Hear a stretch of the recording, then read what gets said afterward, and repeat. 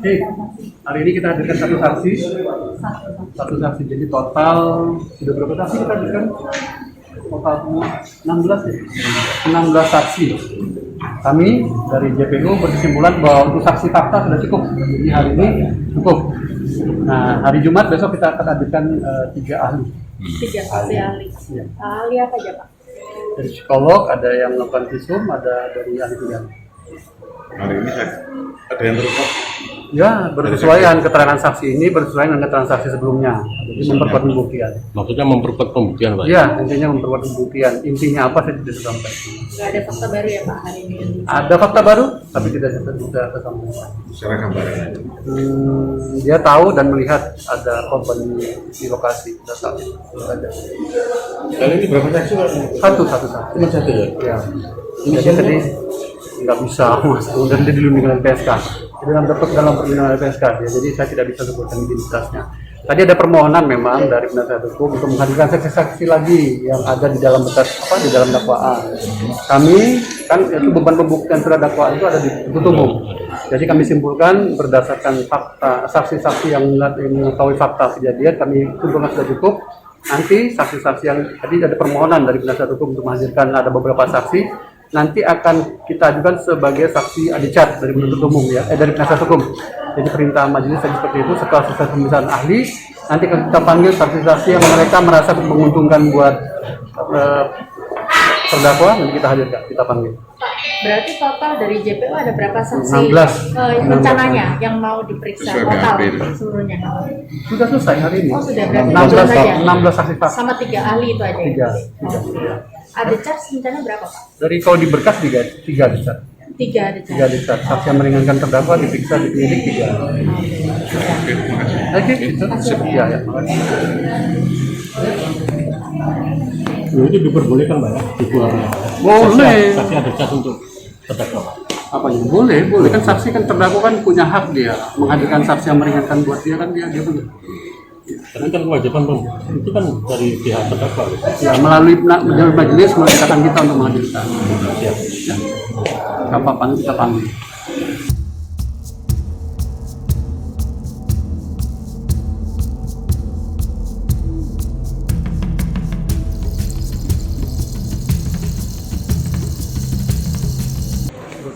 Gimana kabar Bang? Saksi hari ini katanya sudah terakhir ya fakta. Ada Ya, saksi fakta terakhir dari versi JPU, di mana saksi yang tadi kembali lagi saksi yang tidak melihat peristiwa.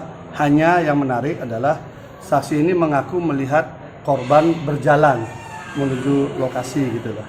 Itu aja. Hanya kita dalami saksi ini tahu peristiwa itu dari orang lain, lokasi bukan mana, dari Pak? korban, dari lokasi di Cokro. Iya, Di melihat itu Cokro jam itu. berapa? Ya. Bersamaan dengan peristiwa itu. Artinya dia mengaku dan siang hari. Nah, ada perbedaan saksi yang hari ini sama dengan yang kemarin, yang perempuan kemarin, bahwa berangkatnya itu setelah maghrib. Nah, sementara korban bersama saksi yang lain mengatakan setengah 10 malam. Ya, ini berangkat maghrib, dia naik motor, yang lain naik mobil. Mobilnya sama. Gitu ya. Sementara 2 saksi yang lain mengatakan pagi.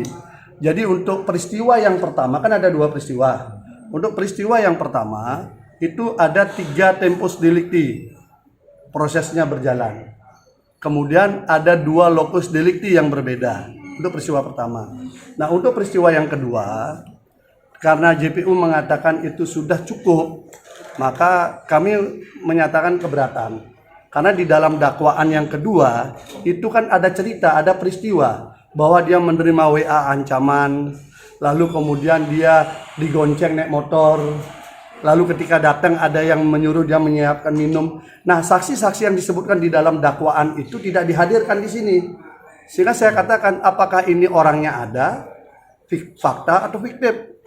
Tolong dihadirkan karena namanya tersebutkan di dalam dakwaan.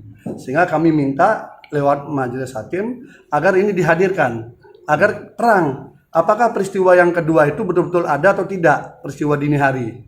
Nah itu ada perdebatan cukup panjang, akhirnya majelis hakim mengabulkan itu dihadirkan setelah saksi ahli. Berapa orang? Jadi itu ada 6 ya kurang lebih ya. Sekitar 6 nama itu tersebutkan dan ada di BAP.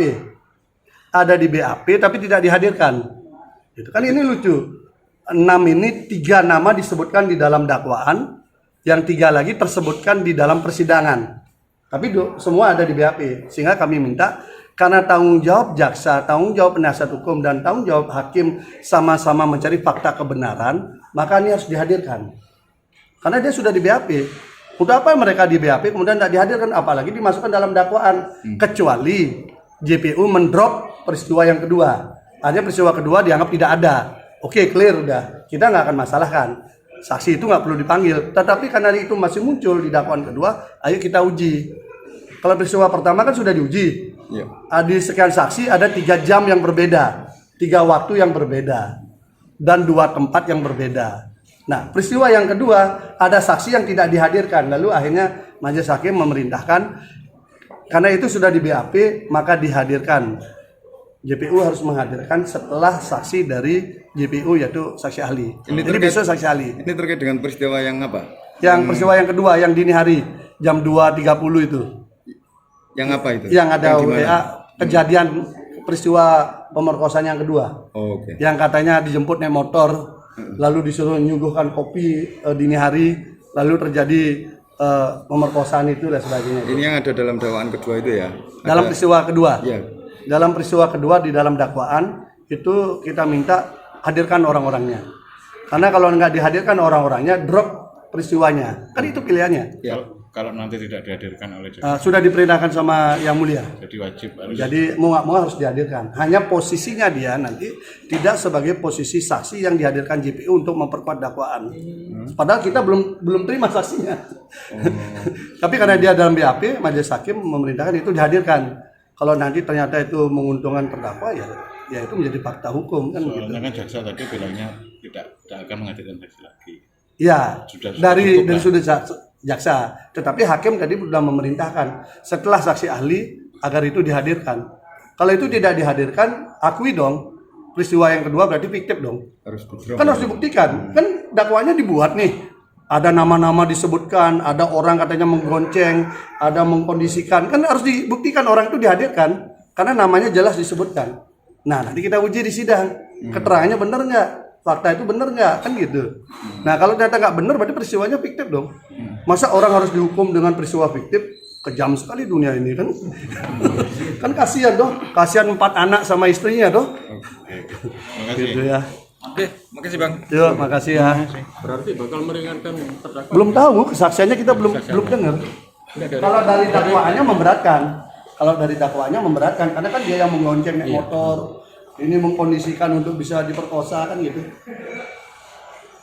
Kalau dia dakwaannya, tapi kalau keterangan saksi belum tahu.